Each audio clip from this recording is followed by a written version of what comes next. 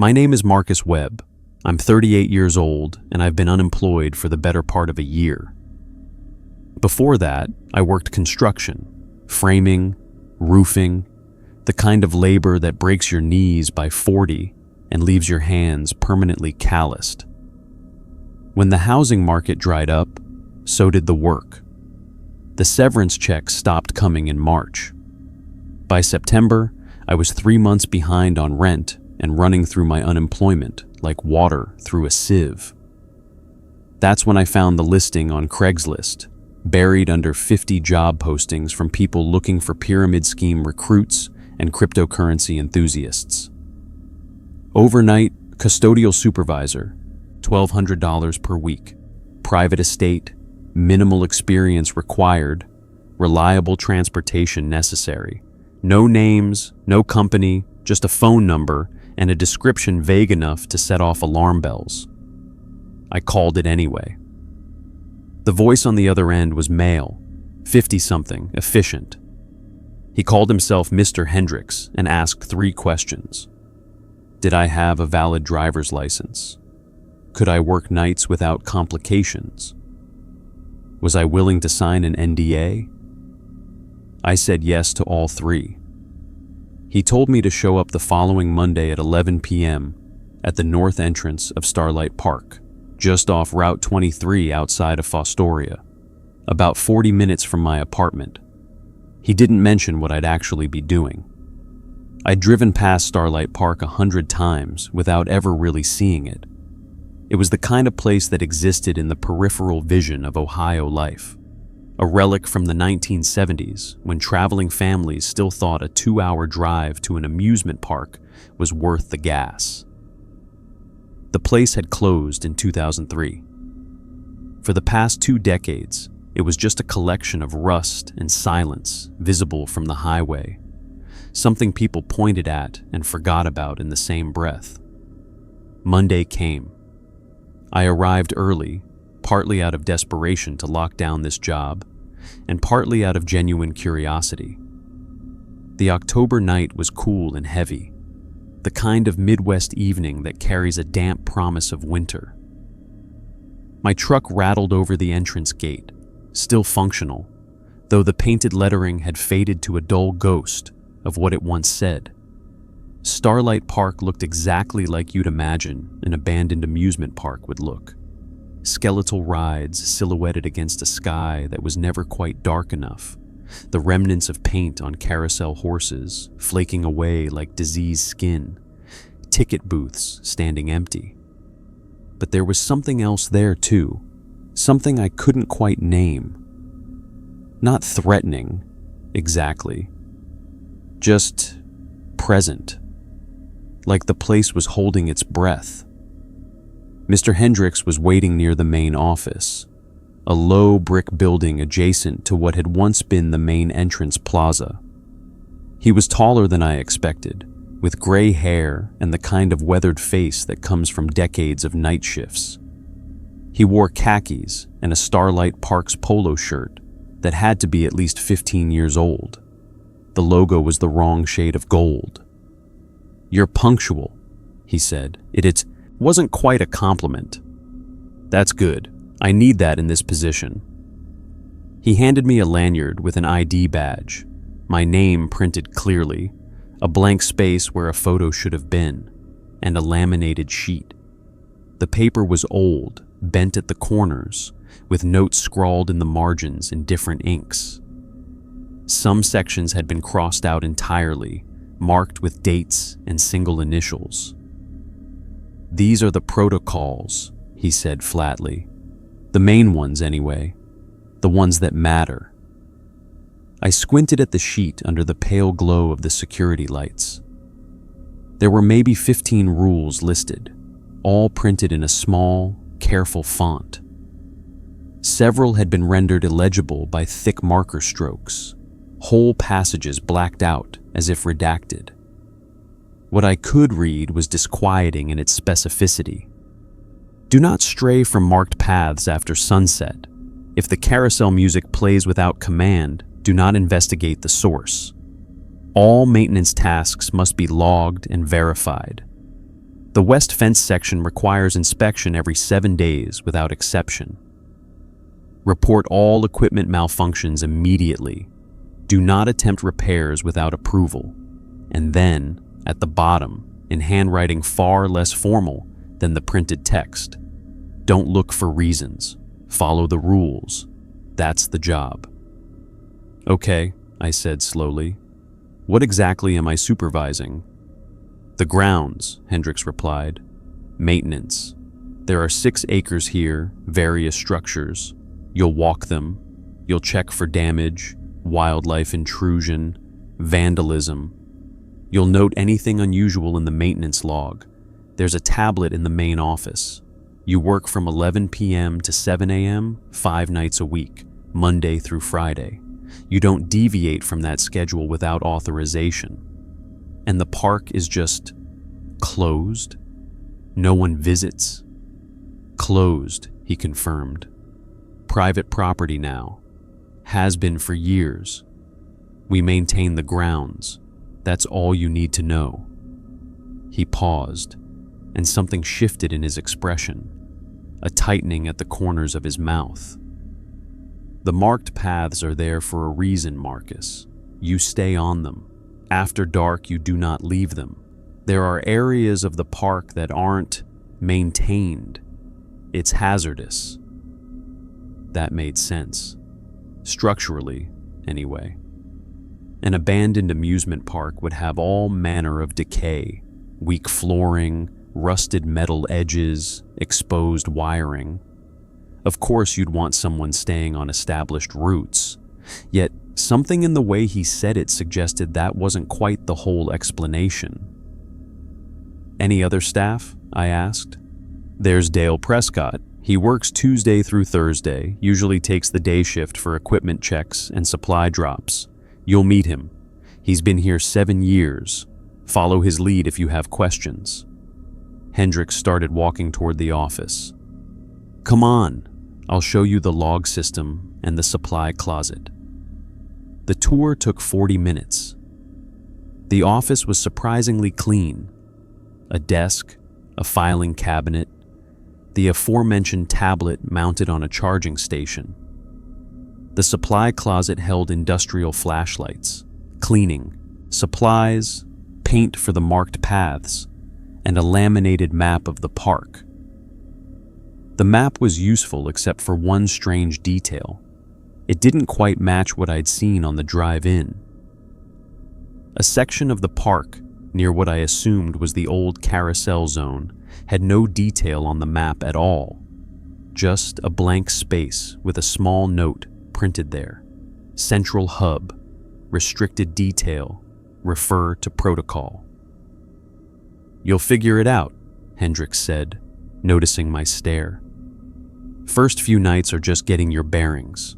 Walk the marked paths. Get familiar with the layout. Note anything that seems off. By 11:45 p.m., he was gone, and I was alone in the park.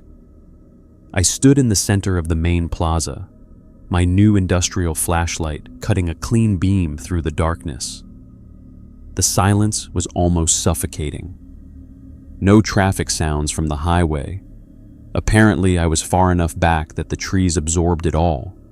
No night birds, no small animal rustling. Just the tick and groan of the old structures contracting in the cooling air. The marked paths were easy enough to spot once I looked for them. Faded yellow paint, maybe 3 inches wide, running like veins through the park's layout. They connected the office to various maintenance zones and equipment sheds, forming a logical network. I walked them slowly, checking the tablet and noting the time and my location, doing what I imagined a professional would do. By 1 a.m., I'd covered maybe half the grounds. The park felt different than I'd expected. Less purely abandoned, more maintained. The paths weren't just suggested routes. They were deliberately kept clear of debris. The grass around them was trimmed. The fencing was reinforced, and several sections had fresh paint on their warning placards. Someone was taking good care of this place. It was around 2:15 a.m. on my second loop around the northern section that I first noticed the deviation. There was a section of the park not far from where the map had that blank central zone, where a path of similar yellow paint branched off from the main marked routes. I was certain I hadn't seen it on my first pass. The paint looked fresh, actually, brighter than the rest. And it led deeper into the park, toward what I now realized was the old Midway area. I stopped, flicked my flashlight along it, and considered the protocols in my pocket. Do not stray from marked paths after sunset. This path was marked, though. Wasn't it? I'd make my choice, though I didn't know it then. Didn't understand that the park had been waiting for someone to see that secondary path, to stand at that exact juncture between obedience and curiosity. I turned my shoulders, took a breath of the cold October air, and started to follow that new yellow line into the darker part of the grounds. That was when I heard it, a sound so distant and faint I almost dismissed it as wind. A distant music, tinny and slow, like a carousel playing in another room. But there was no carousel nearby. And it was 2:15 in the morning, and I was alone. I stopped on the marked path, the secondary one that shouldn't exist, and listened. The music played for exactly 7 seconds before stopping abruptly. In the silence that followed, I realized something with sudden, cold certainty.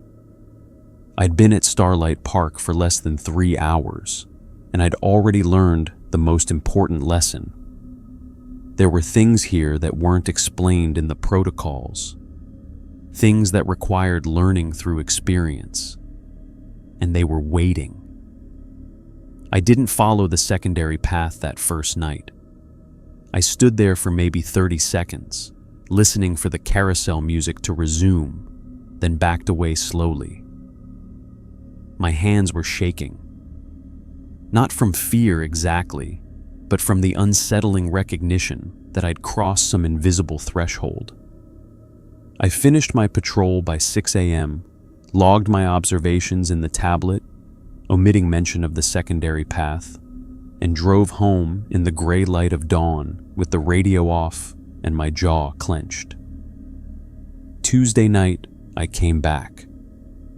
The secondary path was gone. Completely.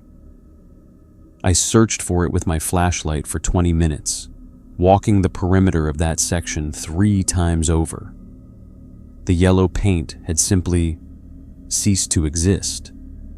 Either it had never been there, or someone had removed it overnight. The rational part of my brain screamed the former. Everything else screamed the latter. By Thursday, I'd met Dale Prescott. He was waiting for me near the office when I arrived. A rail-thin man in his 70s, with the permanent squint of someone who'd spent decades in bright sunlight and fluorescent lights. His security uniform hung loose on his frame, the emblem faded to almost nothing. He introduced himself with a handshake that felt like gripping dry kindling. "New guy," he said. It wasn't a question. "Marcus, right?" "That's right."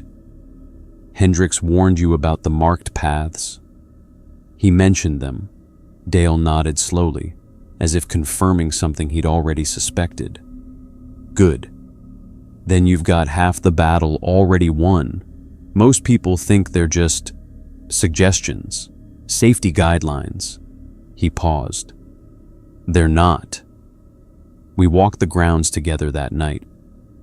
Dale moved with a practiced efficiency, checking equipment and making notations that seemed more ritualistic than practical. But what struck me was how carefully he stayed on those yellow paths.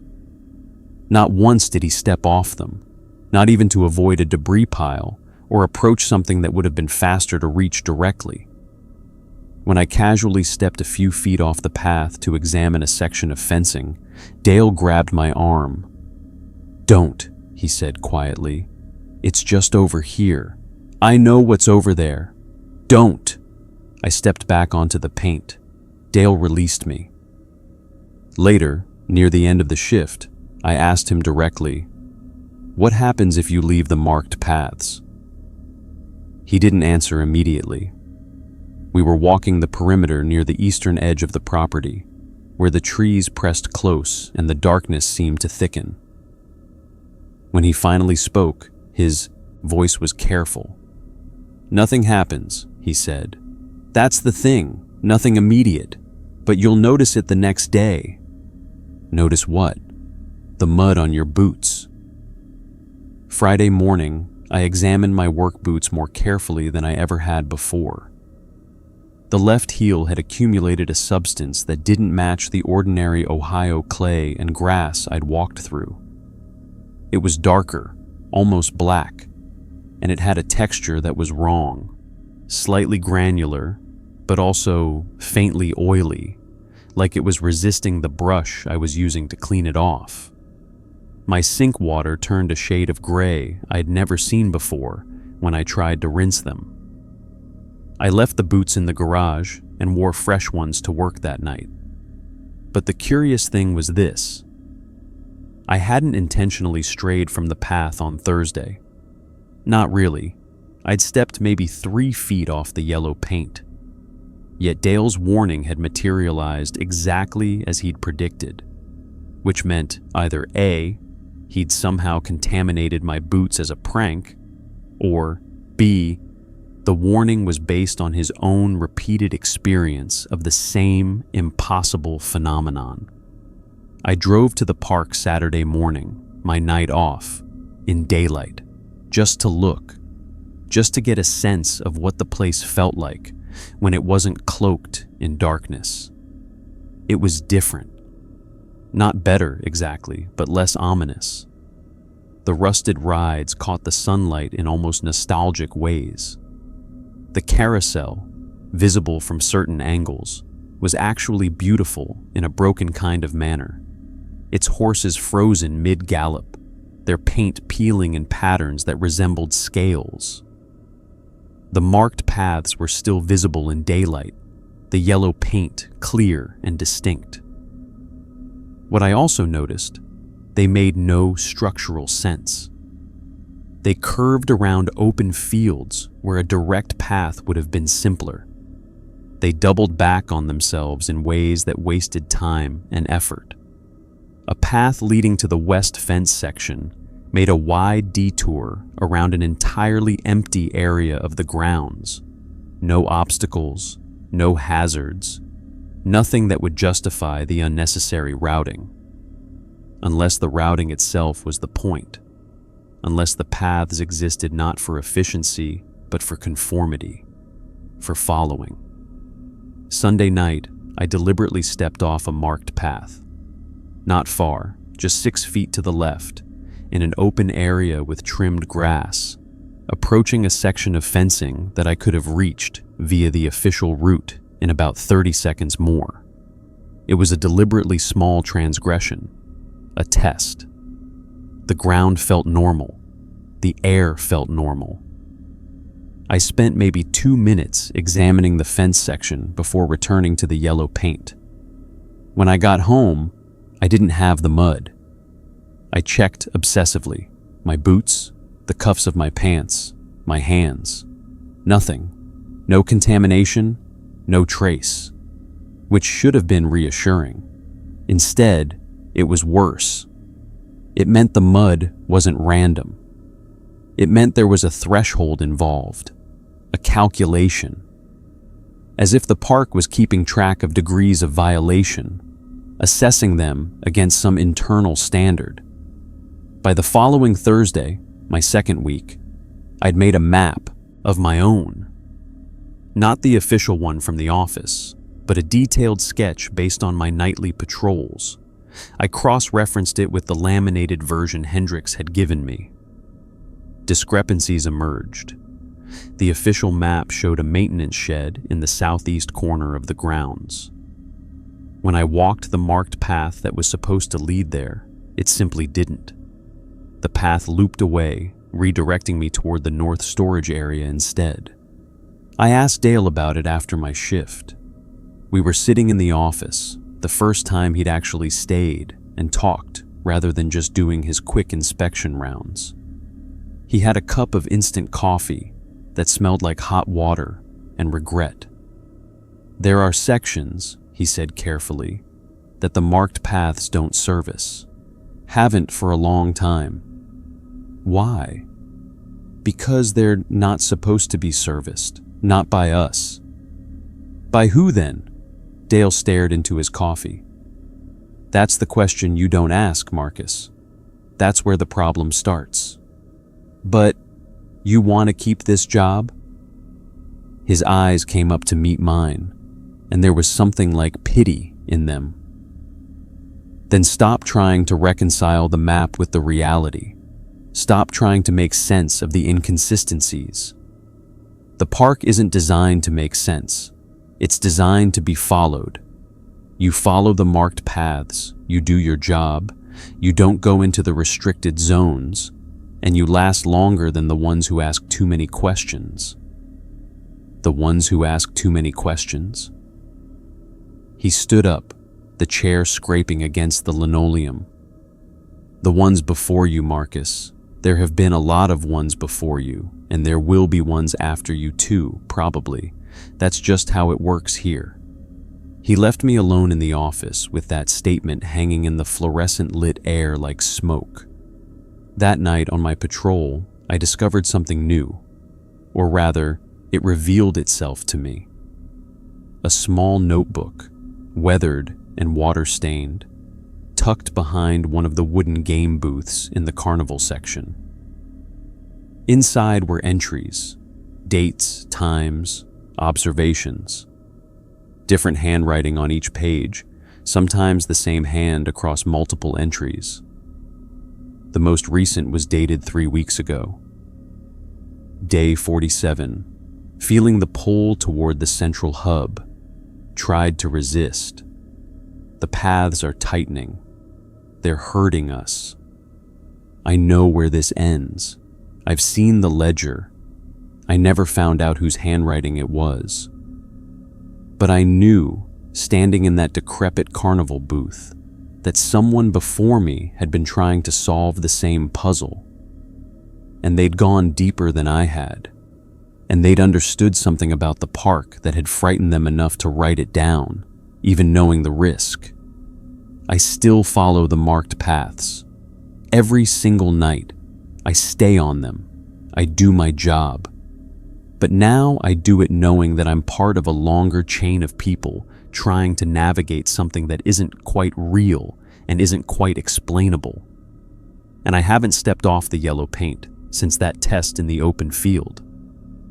Because the mud on Dale's boots after Thursday's shift, it was there again this week. But I hadn't stepped off the path. Not once. The carnival booths occupied what would have been the heart of the park's midway, a cluster of roughly 20 structures arranged in 3 loose rows, their fronts facing inward toward a central courtyard. The marked paths wound through them in a deliberate serpentine pattern, touching each booth but never lingering, always redirecting the walker back toward the main thoroughfares. It was almost as if the paths were actively preventing anyone from stopping to examine them too closely. By my 3rd week, that became my obsession.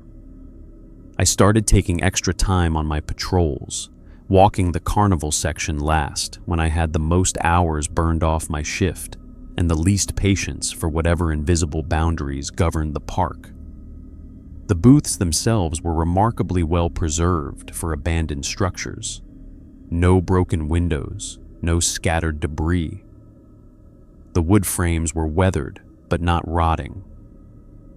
The painted game faces faded but still discernible. Ring toss, ball throw, ladder climb.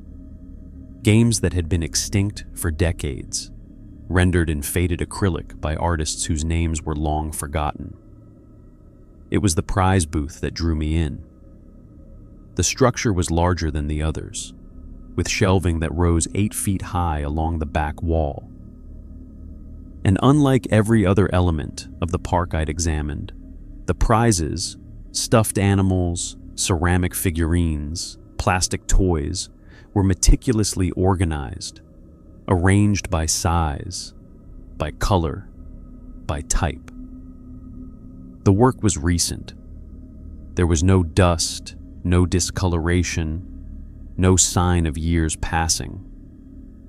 Someone had been maintaining this collection with the kind of obsessive care usually reserved for museum curation. The animals were worst. Teddy bears in graduated sizes, rabbits, dinosaurs, dogs, all of them arranged in neat rows, their button eyes facing outward, their synthetic fur brushed and smoothed. I'd seen enough horror films to recognize the intentionality. This wasn't storage. This was arrangement, presentation. Behind the counter, on a shelf at waist height, sat a leather-bound ledger. I knew I shouldn't touch it.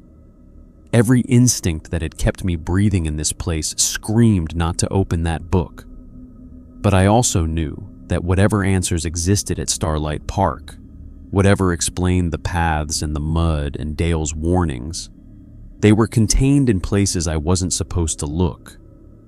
So I took it down, my hands steady despite the cold certainty spreading through my chest, and opened it.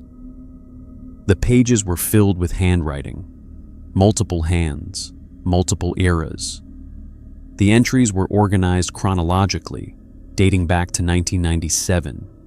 Each had a name, a date, and a number that ranged from single digits to over 100. At the bottom of most entries was a mark, sometimes a check mark, sometimes a date, sometimes a single word. Robert Chen, March 12, 1997. Score 24. Transferred. Helen Kowalski, June 1998, February 2003. Score 87. Retained. David Marsh, September 2003. Score 3. Terminated. The entries continued chronologically, names and numbers accumulating across decades. Some names appeared only once. Others, like Helen Kowalski, spanned years. The handwriting changed every few pages, suggesting different record keepers, different people assessing, scoring, deciding the fate of their predecessors. I found Dale's entry halfway through. Dale Prescott, June 2017, present. Score 67. There was no mark after his score, no status, just the number and the open-ended tenure marker. My hands trembled as I turned the page, and there, on a fresh sheet of paper, in handwriting I recognized as Mr. Hendrix's precise script, was a single entry, Marcus Webb. October 2024, present, score 17-100. The date was today, or last night, and my score, 17, was accompanied by a small notation in the margin. Assessment pending. I was still holding the ledger when I heard the carousel music. It wasn't distant this time. It was close, emanating from somewhere near the central courtyard of the carnival section. The melody was tinny and distorted, played at a speed slightly slower than natural, giving it an underwater quality that made my teeth ache. I closed the ledger quickly, returned it to its shelf with shaking hands, and stepped back out into the pavilion. The music stopped. The silence that followed was worse than the sound had been. I waited, my breath fogging in the cold, for something else to happen. for Dale to emerge from the darkness with an explanation, for Hendrix to materialize and catch me red-handed, for the park itself to react to my transgression. Nothing came. I finished my patrol early that night, foregoing the usual secondary loops. When I got home, I spent 3 hours researching Starlight Park's history. The public records were sparse: closure dates, property transfers, a few articles from local papers about the economic decline of small-town attractions. But there was nothing that explained the ledger. Nothing that suggested anyone other than Hendrix worked there now. Yet the handwriting in that book spanned 3 decades. Friday night, I asked Dale directly. We were in the office again, and I decided that subtlety had stopped mattering. How long have you actually been here? He didn't look up from his thermos of coffee. 7 years. I told you that. The ledger says something different. The thermos paused halfway to his mouth. When he finally spoke, his voice was very quiet. You shouldn't have looked at that. People's names, scores, status markers like their inventory. Marcus, how many custodians have there been? How many of us are in that book? Dale set down his coffee slowly. He was quiet for a long moment, his weathered face shadowed in the office fluorescence. When he spoke, it was with the careful deliberation of someone choosing words that might not even exist. The park was built on something. I don't know what. I don't know when. But whatever the ground here decided it wanted, it learned how to keep. The people who maintained it, kept it running during the day, they were different. But the people who maintain it at night, we're something else. We're part of it now, part of how it functions. That's insane. Is it? He picked up his coffee again. You saw the ledger. You know there's a score system. You know there are entries going back before you were born. What explanation would make you feel better? That there's a logical explanation? That I'm part of some elaborate hoax? Or that what you're experiencing is real in ways that don't fit into any category you're comfortable with? I had no answer. The score isn't random, Dale continued. It's based on compliance, on how well you follow the protocols, on whether you break rules, on whether you try to leave. He paused. On whether you understand what the park actually is and accept it anyway. And what happens when the score reaches 100? Dale looked at me directly for the first time. You get transferred, or retained, or terminated. Depends on the park's assessment. Those were the words in the ledger. I know. Helen Kowalski was retained. She lasted until 2003. 7 years. What did that mean? It meant she understood the rules better than most. It meant she made peace with the job. And David Marsh, terminated in September 2003, after 3 days? Dale's jaw clenched. He tried to leave before his assessment was complete. Tried to just walk away, stop coming to work, get a different job. The park doesn't allow that. It collects what it's owed. Collects what? But Dale was already standing, already moving toward the door. The conversation was over. He paused in the doorway. Don't look at the ledger again, he said. And don't talk to the new hire when he comes. That's how you survive here, Marcus. You follow the marked paths, you do the work, and you stop asking why.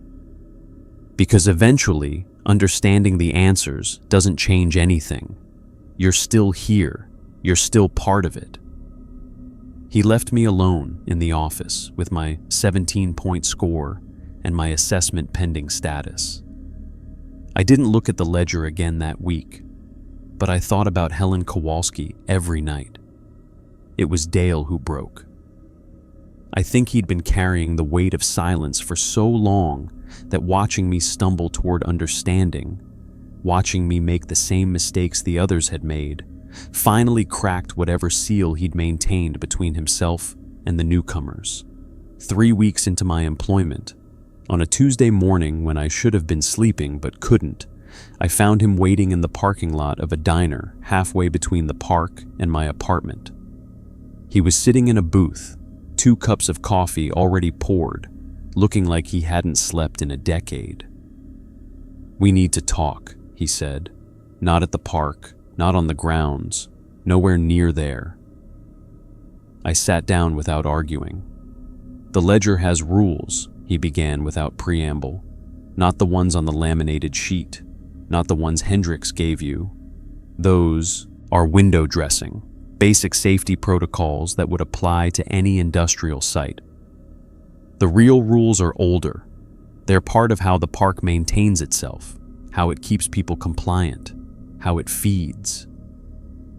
I waited. "Rule 1, Dale continued, his voice low, even though we were alone in the diner booth. "Never acknowledge movement in the corner of your eye without looking directly at it. If you see something shift peripherally, you don't react. You don't investigate. You pretend you didn't notice, and you move on. The moment you turn to look at it directly, it stops. It becomes inert. But if you see it and don't look, if you acknowledge it internally but keep moving, that's when it follows you. That's when it gets close enough to matter." I felt my throat tighten. "Close enough to what?" "Rule 2, he said, pressing on. "If you hear children laughing, and you will hear it eventually, you don't follow the sound. You don't go toward it. You keep moving. You finish your patrol. The children aren't real, Marcus. Or they are, but not in a way that matters. Either way, the last person who followed that sound," he trailed off, staring into his coffee. "Let's just say he came back different. Came back with 2 weeks missing from his memory and a new score that was somehow lower than before. Like the park had decided to reset him." The diner suddenly felt very cold. "Rule 3, Dale continued, and I could hear the exhaustion in his voice now. The bone-deep weariness of someone who'd spent 7 years carrying this knowledge alone. "The carousel in the central hub must be checked exactly once per shift. No more, no less. You go there, you verify that it's in the same condition as the night before, and you leave.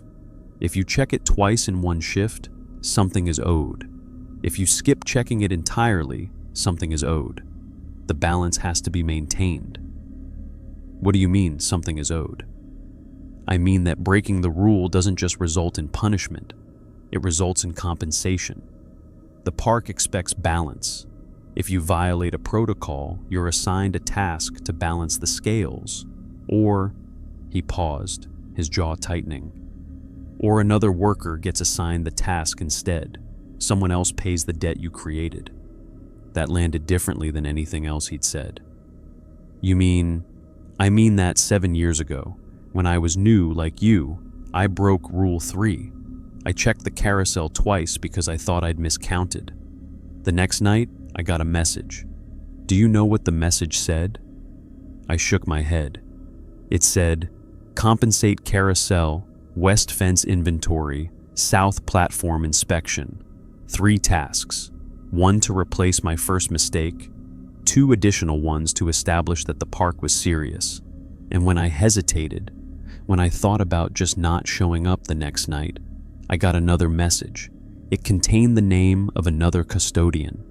It contained a list of tasks and a note that said, 'Balance transferred.' What happened to them? He worked the next night. He did the tasks, but he did them wrong. Deliberately sabotaged a few of them, I think, to try to send a message back to the park. The next week, his score dropped by 30 points. Dropped so far that he triggered an immediate assessment. Dale met my eyes. He wasn't retained. He wasn't transferred. He was terminated. And the ledger doesn't say what that means, but based on the fact that he never showed up to claim his final paycheck, and there's no record of him anywhere afterward. I understood what he wasn't saying. Rule 4, Dale said, his voice barely audible now. If a rule is broken, the debt must be paid by someone. If the person who broke it completes the compensation, the balance is restored. If they refuse or fail to complete the compensation, or if they try to circumvent it, the debt is transferred. It moves to the next person in the hierarchy, the newest person, the person with the lowest score. That was me. There are other rules, Dale continued. Smaller ones. Don't attempt repairs without authorization. The park likes maintenance to be done a certain way. Don't investigate sounds that don't come from marked equipment. Don't enter the restricted zones even during daylight. Don't talk about the ledger with anyone not already cleared to know about it. Don't. How are you cleared? I interrupted. If these are unspoken rules, how did you learn them? Dale was quiet for a long moment. When he spoke, his voice was barely above a whisper. The person before me told me, just like I'm telling you, and the person before them told them, and so on, all the way back. We're a chain, Marcus. We're part of the system. We maintain the park, and the park maintains us, keeps us employed, keeps us complicit, keeps us trapped. Then leave. I tried. In year 3, I gave notice. I was done. I told Hendricks I was quitting. Dale's hands trembled as he wrapped them around his coffee cup. 3 days later, I got sick. Really sick. Like nothing I'd ever experienced. Fever, hallucination, my body shutting down one system at a time. I was in the hospital for a week. When I got out, there was a message from Hendricks. It said my medical leave was being counted as part of my employment, and that I had tasks to balance for my absence. And you just came back? What choice did I have? The park doesn't let go, Marcus. It collects what it's owed. I came back, I did the tasks, my health improved immediately, like someone had flipped a switch. I've been there ever since. 7 years. My score is at 67. I don't know what happens when it reaches 100. Helen Kowalski never told anyone, and she's long dead by now. I pushed my coffee away. I couldn't drink it. Couldn't do anything but sit there and absorb the enormity of what he was telling me. Why are you telling me this? I asked. Because you're going to break a rule. It's inevitable. Everyone does. And when you do, you need to understand that there's a choice involved. You can complete the compensation and stay trapped, but functional. Or you can resist and watch it spread to everyone around you. He stood up, leaving cash on the table. My advice: follow the marked paths. Don't deviate. Don't look at the movement in the darkness. Don't follow the children. Check the carousel exactly once. And when you inevitably break something, and you will, complete the compensation without question. And then you survive. You exist. You accumulate your score until the park decides what to do with you. That's the job, Marcus. That's what you signed up for when you took this work. The only question now is whether you accept it or whether you fight it. He left me alone in the diner with 3 cups of untouched coffee and the absolute certainty that my life had irrevocably changed the moment I stepped onto that yellow-painted path. That night, I checked the carousel exactly once. But I heard the children laughing for the first time, echoing across the carnival grounds, and it took every fiber of my being not to follow the sound. I lasted 3 weeks before I broke Rule 1. It wasn't intentional. That's what I told myself afterward, and it was technically true. But there's a difference between accident and inevitability. And I was learning that the park operated on the latter principle. It was a Wednesday night, my 5th week total at Starlight Park. I was on my second loop through the eastern maintenance section, the part of the grounds that bordered the tree line and felt perpetually darker than the rest of the park. The marked paths here were narrower, and the equipment they served, old pump houses, electrical junction, weathered storage containers, gave off an almost sentient atmosphere of disuse and neglect. I was walking steadily, eyes forward on the yellow paint, when I saw it. Movement, peripheral, just at the edge of my left vision. A shift in the shadows between 2 storage containers, too coordinated to be wind or settling debris. Something with geometry, with intention. Rule 1. Never acknowledge movement in the corner of your eye without looking directly at it. I knew the rule. I'd internalized it.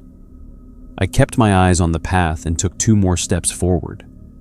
But there's a peculiar torture in peripheral vision. The more you try to ignore something in your field of awareness, the more present it becomes. It wasn't moving anymore, but I could feel it there. Waiting. Watching the back of my neck with an intensity that bypassed logic and spoke directly to the animal parts of my brain. 3 more steps. The path was curving around toward the primary maintenance zone. The shadow shifted again. I felt it more than saw it. A suggestion of motion that my eyes weren't quite catching, but my nervous system certainly was. I stopped. The professional part of my mind told me to keep walking. The part that had been absorbing Dale's warning screamed at me to maintain discipline. But there was another part. The part that had been unemployed for a year, that had nothing left to lose, that had discovered a ledger with my name and score in it. And that part was done with passive acceptance. I turned. The movement stopped immediately. Whatever had been there, the shift in shadows, the sense of presence, it halted the instant my eyes locked onto the space between the containers. I was looking directly at the area now, my flashlight beam cutting through the gap. There was nothing, just old concrete, rust stains, the skeletal remains of what might have been ventilation equipment. Empty, except for the feeling. The feeling didn't stop. If anything, it intensified. There was something about the quality of the darkness in that gap, about the way the shadows fell, that suggested emptiness was not the same as absence. Something was there. It had simply become inert the moment I'd looked at it directly. I stood frozen for maybe 30 seconds, my flashlight trained on nothing, my breath fogging in the cold. Then I turned and continued my patrol, my heart hammering against my ribs. I didn't think anything would happen, not immediately anyway. But I was wrong. The next night, my phone buzzed at 2:47 a.m., precisely 43 minutes into my shift. It was a text from an unknown number, a photograph. The image showed my work schedule, the one I kept in my truck's glove compartment. On the margin of the page, in neat handwriting that definitely wasn't mine, someone had written, "Balance required. Carousel, twice. Then west fence, inventory check. Complete within 72 hours. My hands went numb. I looked around the office, but I was alone. The doors were locked. No one could have photographed my schedule without accessing my truck. No one but me knew I kept it there. I sat in the office chair for 10 minutes, trying to rationalize, trying to find a logical explanation. Some part of me wanted to believe this was Dale playing a prank, testing my resolve, making sure I understood the system. But Dale's behavior had never been cruel. It had been practical, measured, sat in a way that suggested genuine concern. This wasn't a prank. This was the park. I completed the carousel check twice that night, despite the growing dread. The first time was routine. The horses were in their normal positions, the brass pole catching my flashlight beam in familiar ways. The second time, an hour later, I could have sworn the carousel had shifted clockwise by maybe 2 feet. Just enough to be noticeable if you were looking for it. Just enough to suggest that the park knew I was fulfilling the compensation, and it was registering my compliance. The west fence inventory took longer. I had to examine every section of fencing, every post, every junction where the metal met the ground. It was meticulous work, the kind of task that had clearly been designed to consume time and create tedium. By the time I finished, I'd been awake for 18 hours straight. On the second night after receiving the message, I got another text. Balanced. That single word, accompanied by a timestamp that placed it at 6:43 a.m., 16 minutes before my shift was supposed to end. I wanted to feel relief. I wanted to feel like I'd paid my debt and could move forward. Instead, I felt the cold certainty that the park had taken something from me that I wasn't going to get back. Not the time, not the labor, something else, some ineffable part of my ability to deny what was happening. When I reviewed my score on the tablet later that week, a function I'd learned to access when I thought no one was watching, it had changed. Not decreased, which might have been merciful, increased. Marcus Webb, October 2024. Present. Score 24,100. 7 points added. The compensation had registered, but it hadn't absolved anything. It had simply moved me further along the progression, further toward the moment when my assessment would be complete. I tried to ask Dale about the score increase, but he was evasive. We were alone in the office on Friday morning, the tail end of my shift, and I pushed. 7 points, I said, just for following the compensation. Why would following the rules move me closer to assessment? Because completing the compensation is compliance, Dale said carefully, and compliance builds score. The park measures 2 things: how strictly you follow protocol and how well you understand what following protocol means. When you break a rule and then complete the compensation without resistance, you're demonstrating both. You're showing the park that you're moving toward acceptance. That's valuable to it. So, I'm scored for understanding I'm trapped. You're scored for accepting the terms of your employment, which are that you're not leaving, Marcus, that you're part of the system now, that you belong to Starlight Park in a way that doesn't permit refusal. Dale paused. The ledger entries that are marked retained, those are people who reached 100 points by demonstrating absolute compliance over an extended period. They accepted the system and stopped fighting it. That acceptance became permanent. And the ones marked terminated, the ones who fought, the ones who tried to run or sabotage or warn newcomers too loudly. The park collects those. They don't leave through any conventional means. I thought about David Marsh, his entry dated September 2003, his score of 3, his termination marker just days after hire.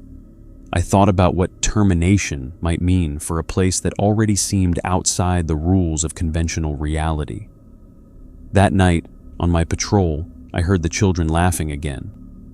This time, it was closer, almost musical, like a playground at recess, the sound carrying through the darkness with impossible clarity despite the distance. The laughter seemed to come from the direction of the old park entrance, the far side of the grounds where even the marked paths barely ventured. I kept walking. My jaw was clenched so tight my teeth ached. The laughter followed me for 3 minutes before fading. But by the time it ended, I'd made a decision. I was going to find out what the park actually was. Not by following the rules, by breaking them strategically, carefully, with full understanding that the compensation would come and I would pay it and the score would increase. But somewhere in that ledger, somewhere in the decades of names and numbers, there had to be a pattern, a rule that, if I understood it correctly, might give me leverage. Or at least let me understand what I was dealing with before it was too late. I was already at 24 out of 100. By the math Dale had implied, I had somewhere between 50 and 76 points left before my own assessment came due. I intended to use every single one of them. The carousel sat in the center of what the park called the central hub, a circular clearing ringed by old concession stands and viewing platforms, accessible only by the marked paths that spiraled inward like a nautilus shell.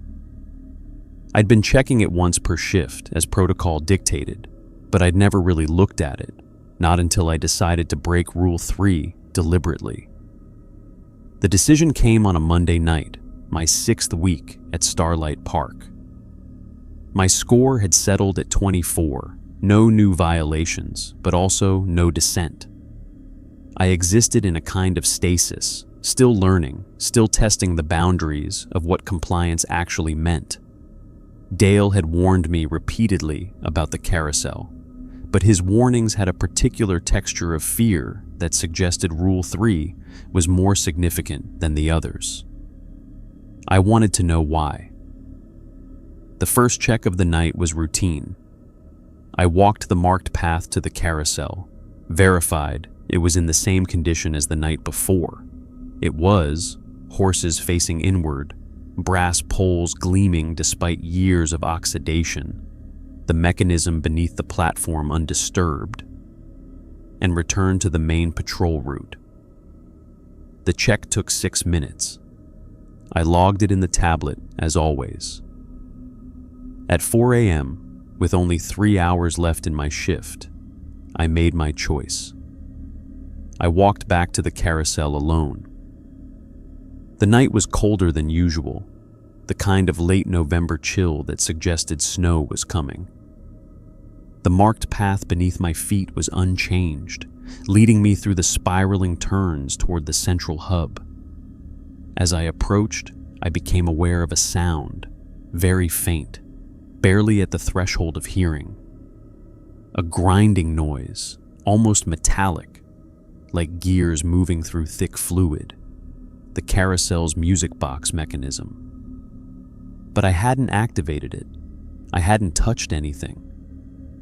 I stepped into the clearing and moved directly to the carousel. This close, I could see details I'd missed in previous checks. The horses weren't uniformly arranged. They were positioned at specific points around the platform, their positions creating a pattern if you looked at it right. Not random placement, not the lazy arrangement you'd expect of abandoned equipment. Intentional, methodical. I pulled out my phone and photographed the carousel from multiple angles. I measured distances with my pacing. I noted the direction each horse faced, the condition of each pole, the wear patterns on the platform boards. The grinding sound stopped. When I looked up, one of the carousel horses had shifted. Not dramatically, but it had definitely moved, rotated maybe 15 degrees on its pole. The horse that had been facing northeast was now facing north. I stepped back. The carousel was still, silent, as if it had never moved at all. But the evidence was there in my photographs. The before and after were undeniable. I waited standing in the central hub with my breath fogging in the cold, expecting a message, a notification. something to indicate that I'd registered a second check in a single shift and triggered the compensation protocol. Nothing came. Not that night, anyway. The next evening, I didn't receive a text. Instead, I found a package waiting for me in my truck's bed when I arrived at the park. A manila envelope, weathered and unstamped, with my name written on it in handwriting that matched the ledger. Inside was a single sheet of paper. The page contained a drawing, technical in nature, almost architectural. It showed a top-down schematic of the carousel, with the horse positions marked as points on a circle. Next to each position was a date. The oldest date was 1973. The most recent was the night I'd taken my second check. And every position corresponded to a new entry in the ledger. Below the diagram, someone had written in precise, careful letters. The carousel is a record. Each horse position marks the arrival of a new custodian. The park rotates them as it accepts new workers into the system. Do not check it twice again. The next edition will be marked. There was no signature, no explanation of what marked meant. I stared at the schematic for a long time, standing alone in my truck in the parking lot outside Starlight Park. The diagram contained approximately 40 marked positions. 40 custodians, if my math was right, dating back 50 years. And every single one of them was logged in that ledger in the prize booth. I'd seen maybe 30 entries that matched the timeline, which meant either my count was off or some of the horse positions corresponded to people who'd never made it into the official record. People who'd been terminated or transferred before they could be properly documented. The weight of that realization was suffocating. That night's patrol was surreal. I walked the marked paths with the new knowledge settling over me like sediment, understanding that every corner I turned, every section I checked, I was walking through a kind of institutional graveyard. Each structure had housed a person. Each rule violation had been carefully recorded and compensated. Each person had accumulated a score until the park decided what to do with them. And I was number 41, or 42, depending on how you counted. When I finally approached the carousel for the mandatory once-per-shift check, I moved slowly, respectfully, almost. The horses stood exactly as they had been the previous night. No new rotation, no shift in position. The carousel, it seemed, was waiting. I completed the check, logged it, and left without looking back. But I kept the schematic. I studied it obsessively for the next 3 days, comparing the dates with the ledger entries I could recall. Most of them aligned. Birth year of custodian, position on carousel, point of entry into the system. It was a perfect overlap, the kind of correspondence that couldn't be coincidence. The carousel wasn't just a decoration or a maintenance checkpoint. It was an enrollment mechanism, a marker of incorporation. And the next time my position rotated, the next time a new horse was assigned to me, it would mean something permanent, something that couldn't be undone, even if I managed to escape. On Thursday, Dale pulled me aside in the office before my shift started. "You broke Rule 3, he said flatly. It wasn't a question. I needed to understand. I know what you needed. The park doesn't care. You checked the carousel twice. You've triggered the compensation protocol." He handed me a folded piece of paper. This came through the standard channels, from Hendrix. I unfolded it. The message was brief. Compensation for Rule 3, violation. Complete South Platform inspection. File maintenance report. verify east perimeter fencing, tasks to be completed within 48 hours of assignment. Failure to complete will transfer debt to active staff member. Recommend efficiency. How long will this take? I asked. South platform inspection alone is a 4-hour job if you do it correctly. The maintenance report and east perimeter check will add another 3 to 4 hours. You'll need to do it all in one night to meet the deadline. And then you go back to normal protocol until you break another rule. Dale's face was haggard, and I realized I'd never actually seen him look at peace at Starlight Park. Even the maintenance supervisor of a place like this carries the weight of every previous worker who'd come before. But I want you to understand something, Marcus. The carousel schematic you found, that wasn't an accident.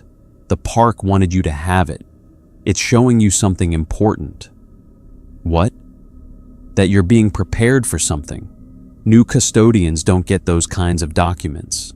New custodians who break rules and receive compensation don't usually get the institutional history revealed to them. He paused. The park is assessing you differently than it assessed most of us. It's testing whether you can handle the bigger picture, whether you can survive knowing what you're part of. Why would it do that? Dale didn't answer. He just walked out, leaving me alone in the office with the compensation tasks and the growing certainty that my employment at Starlight Park was about to become significantly more complicated. That night, I completed the South Platform inspection methodically, understanding now that every stroke of my pen in that maintenance report was being recorded. Every detail I noted about the east perimeter fencing was adding to a profile, a growing sense of who I was, what I could handle, whether I would ultimately be retained or terminated. By the time I finished, it was 6:47 a.m., and I'd received no new message. The compensation wasn't acknowledged, which meant it was still processing, or the park was simply watching to see what I'd do next.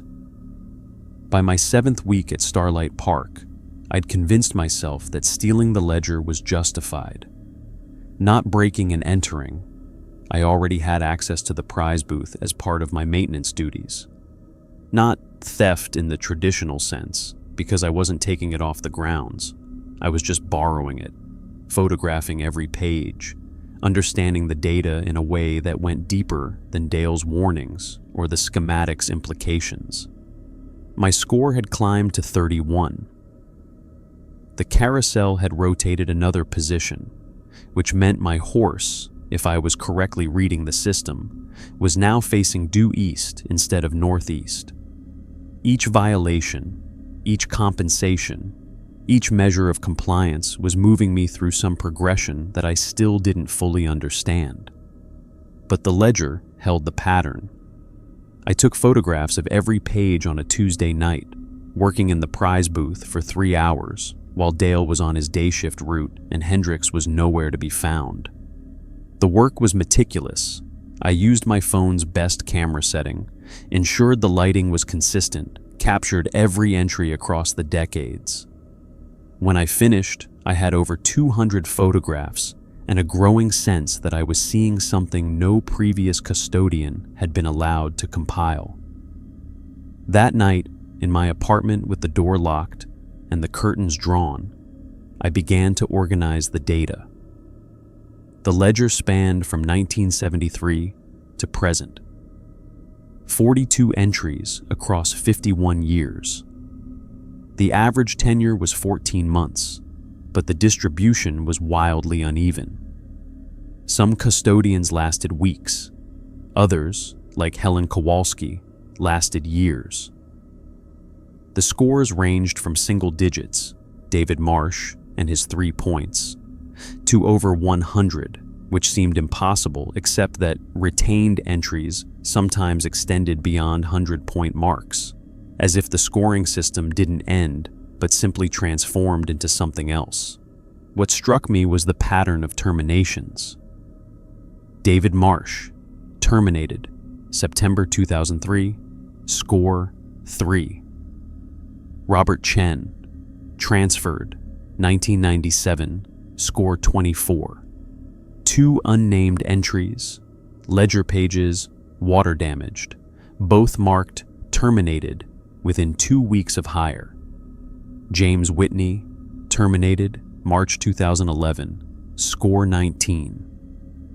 But the most significant pattern was this. Custodians who were terminated had consistently low scores and violated the unspoken rules within their first month. They tried to leave. They resisted. They didn't complete compensation or tried to game the system.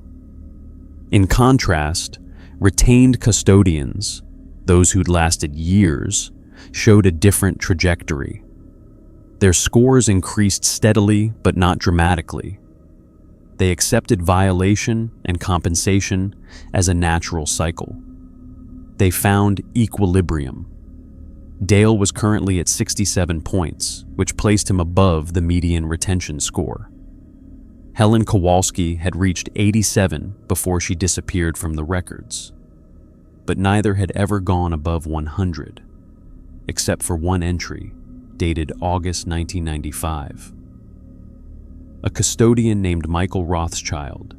His entry read, Michael Rothschild, March 1993, August 1995. Score, 127. Status, retained, advanced. There was an asterisk next to his name, and at the bottom of that page, in different handwriting than the main ledger entries, someone had written, Advanced custodian graduated to supervisory protocol. Records transferred to administrative ledger. See Hendricks archive for continuation. Michael Rothschild's score had not just reached 100, it had exceeded it. And he had been retained not as a standard custodian, but as something else. Something advanced, something supervisory. Which raised an obvious question. Was Hendricks the same person who'd hired me? Or was Hendricks a title? A position that rotated among custodians who'd achieved advanced status? I spent the next 4 days researching Michael Rothschild. There was no obituary, no social media presence, no public record of anyone by that name after August 1995. It was as if he'd stepped into Starlight Park and never stepped out again, had been absorbed into it, retained, and advanced into the machinery that kept the place functioning. That realization sent ice through my chest. On Friday night, I made a decision. I was going to ask Hendricks directly. I arrived at the park early, before my shift, and found him in the office updating the maintenance schedule. He looked exactly as he always did, weathered, efficient, utterly unremarkable. The kind of man you could see and immediately forget. Mr. Hendricks, I said, I have a question about the employment structure. He looked up from his tablet without surprise. Of course. How long has the current custodial team operated? Since 2017, he said smoothly, when the property was transferred to its current owner. And before that, who supervised the grounds? He paused, just barely, just enough to indicate I'd asked something significant. There were previous administrators. Why do you ask? I'm curious about the tenure structure. What happens to custodians who reach advanced status? This time, Hendricks set down his tablet entirely. He looked at me with an expression that was almost sad. How did you learn about advanced status? I'd made my calculation before asking the question. Either Hendricks would confirm it was impossible and I'd have committed myself to an accusation of lying, or he'd acknowledge it, which meant he was willing to discuss it, which meant he'd already decided something about my value to the system. The carousel schematic, I said, and the ledger, Michael Rothschild, score of 127, retained, and advanced. "I see." Hendricks stood and walked to the small window in the office that overlooked the central plaza. Michael was an exceptional custodian. He understood the park's nature more intuitively than most. When his score reached advanced threshold, he was offered a choice. What choice? Termination or elevation? The park assesses custodians continuously. At certain milestones, it determines whether someone is suited to deepen their involvement or whether they should exit the system. Michael chose to deepen. Into what? Into understanding what Starlight Park actually is, what it needs, how to maintain it not just physically, but... He trailed off, searching for language. Metaphysically, spiritually, institutionally. The park is alive in ways that conventional reality doesn't have categories for. Managing it requires more than maintenance workers. It requires people who've accepted their place in it so thoroughly that they become part of its function. I felt my mouth go dry. You're telling me Michael Rothschild became you? Michael Rothschild became an administrator. Whether I am or am not Michael Rothschild is a question that stopped being meaningful after his advancement. Hendricks turned back to me. Why am I telling you this? Because you've demonstrated the same capacity for understanding that Michael did. You've broken rules with purpose. You've accepted compensations. You've studied the system rather than simply resisting it or surrendering to it. The park has noticed. It's considering elevation. I don't want elevation. I want to leave. No, you don't, Hendricks said with absolute certainty. You've already accepted that leaving isn't possible. Now you're rationalizing why you might want to stay. There's a difference between resignation and genuine acceptance. You're moving toward the latter. And if I refuse the elevation, then you'll continue as a standard custodian. You'll accumulate points until your assessment is complete. You'll likely be retained. You're too intelligent to terminate, and you follow protocol once you understand it. But you'll never understand the whole picture. You'll spend years doing what Dale does, maintaining the grounds while carrying the weight of incomplete knowledge. Eventually, you'll die. The ledger will record your tenure. Someone else will take your place. The carousel will rotate, and Starlight Park will continue as it always has. He picked his tablet back up. Or you could choose what Michael chose. Accept that conventional reality is less real than what happens on these grounds. Accept that you're part of something purposeful. The park doesn't do random things, Marcus. It doesn't employ random people. You're here because the park wants you here. The choice is whether you'll acknowledge that or spend your remaining consciousness denying it. I left the office without responding. I couldn't. My mind was circling around the implications that Hendricks might genuinely be Michael Rothschild, or someone who'd succeeded Michael, or something that had inherited Michael's accumulated knowledge and personality. That the park's advancement process wasn't just a promotion. It was a kind of integration, a dissolution of individual identity into institutional function. That seventh night's patrol was mechanical. I checked points, logged observations, maintained protocol. But my mind was elsewhere, running calculations about my own score trajectory, understanding that I was approaching another threshold. By my current rate of rule breaking and compensation, I'd reach 100 points in approximately 12 to 16 weeks. And the park was already planning what to do with me when I got there. In the darkness of the eastern maintenance section, I heard the children laughing again, closer than before, almost close enough to follow. And for the first time, I felt something shift inside me. Not fear, but something closer to recognition, to kinship. I kept walking. I finished my patrol. I didn't break any rules that night. but I didn't report to Dale about my conversation with Hendricks either. That silence was its own kind of acceptance. My score reached 98 on a Tuesday night in mid-February. I knew it was coming. I'd been tracking my violations with the same methodical precision that had guided my investigation of the ledger. Each broken rule, each completed compensation, each incremental acceptance of the park's logic had contributed to the steady climb.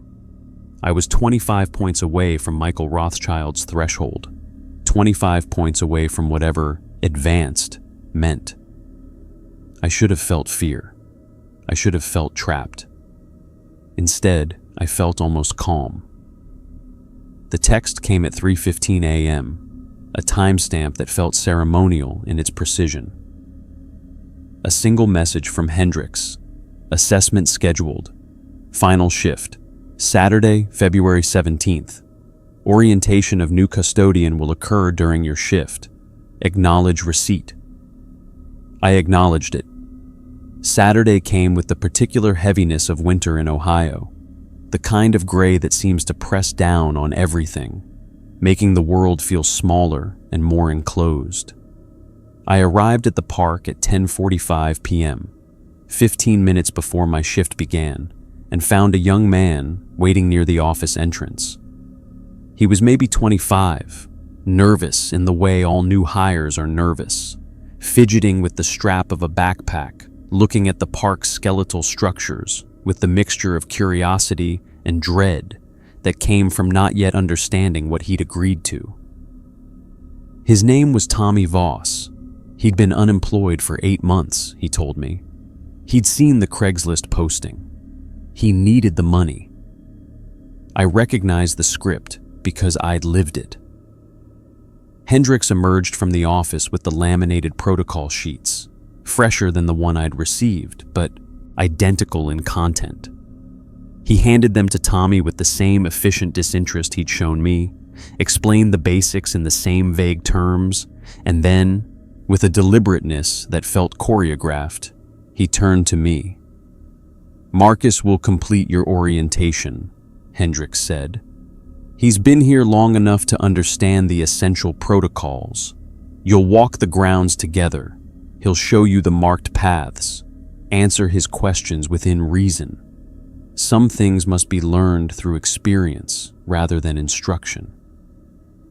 Then Hendricks left. Tommy and I stood alone in the winter night, and I felt the weight of the moment settle over me like something physical. This was the cycle perpetuating itself.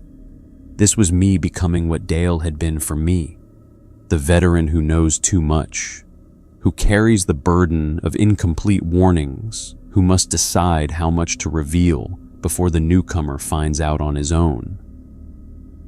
"So," Tommy said, attempting a smile, "how bad is this job actually going to be?" I started walking toward the marked paths without answering. After a moment, he followed. "The paths are for a reason," I began, and as I spoke, I realized I was repeating Dale's words with only minor variations. "You stay on them after dark, no exceptions. There are rules that won't make sense until you break them. There are things in the shadows that are less dangerous if you ignore them. And there's a ledger in the prize booth that you shouldn't look at, but you will eventually, and when you do, you'll understand that you're part of something much larger than a maintenance job." "That sounds ominous," Tommy said nervously. "It is." We walked the eastern perimeter, and I showed him the places where the yellow paint was brightest, the sections where the path curved for no logical reason, the equipment that required checking versus the areas that belonged to the park in ways that defied conventional ownership. He asked reasonable questions. I gave him reasonable answers. But underneath the orientation was another conversation happening. The conversation about acceptance, about the transition from employee to participant, about what it meant to exist in a space that didn't follow the rules of ordinary reality. By 2 a.m., We were at the carousel.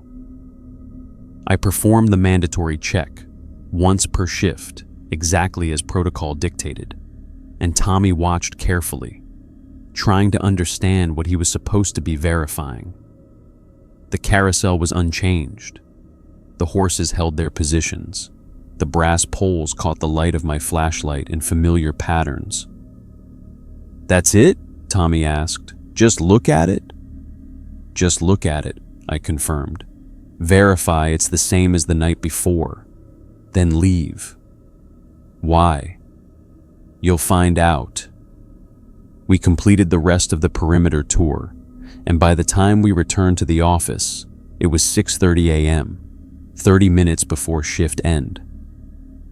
Tommy looked exhausted but resilient, the way people look when they've survived something they didn't expect to survive. "Come back Monday night, I told him. "I'll be here. You'll have questions. I'll have some answers." "Will you have all the answers?" "No," I said, "but I'll have more than Hendricks gave you." He left. I sat in the office with my tablet, officially logging my final shift. My score was displayed on the screen, 98 out of 100, 2 points remained. 2 small violations, Rule 2 most likely, if I wanted to keep things simple. The children were still out there, their laughter still audible on quiet nights. I could follow that sound once more, deliberately, purposefully, complete my own transformation. But I didn't. Instead, I sat in the fluorescent-lit office and waited.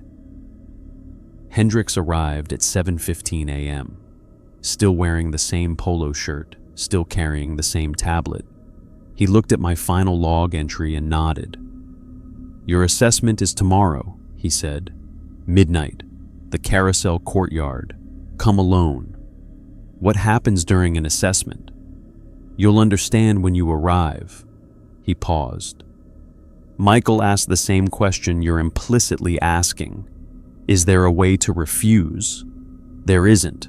Not really. The park has already decided that it wants to retain you. The only question is how you'll respond to that retention. And if I try to leave before tomorrow night? Then someone will be sent to collect you. Dale, probably, or someone from the administrative tier, and your assessment will be relocated to wherever you're found. There's no escape route that doesn't lead back to Starlight Park." He left me alone in the office as the sun came up outside, turning the winter landscape from gray to something almost blue. I drove home and didn't sleep. I spent the day reading the photographs I'd taken of the ledger, seeing the patterns more clearly now.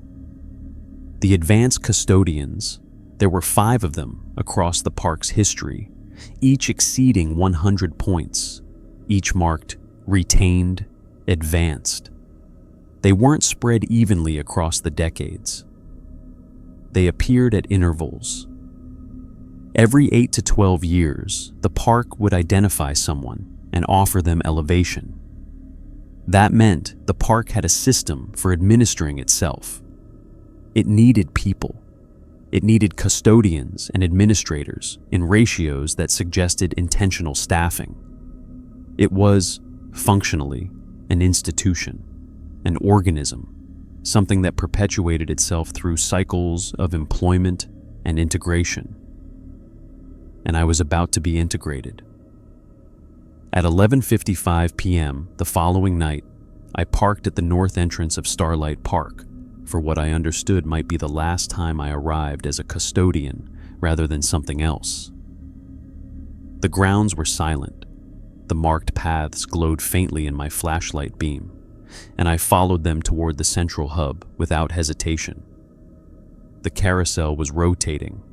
Slowly, without sound, the platform was turning clockwise. All 43 horses, I counted them now, were in motion, a silent migration around the brass poles. And as they rotated, I understood. The carousel wasn't a record of custodians. It was a summoning mechanism.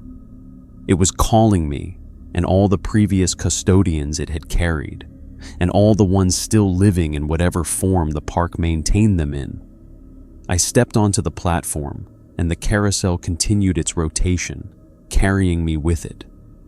The horses seemed to accelerate gradually, though I felt no centrifugal force. I was suspended in time and motion, aware of Dale somewhere in the dark beyond the courtyard, aware of Michael Rothschild, or whatever remained of him, aware of the accumulated weight of decades of workers who'd been brought into this place and never left. When the carousel stopped, I was no longer myself in any conventional sense. I understood this not as a sensation, but as a fact. My consciousness had become distributed across the grounds themselves. I could feel the marked paths like neural pathways. I could sense the violations of protocol like threats to my body. I could perceive Tommy, my replacement, my successor, walking the eastern perimeter, learning the first of the rules that would bind him.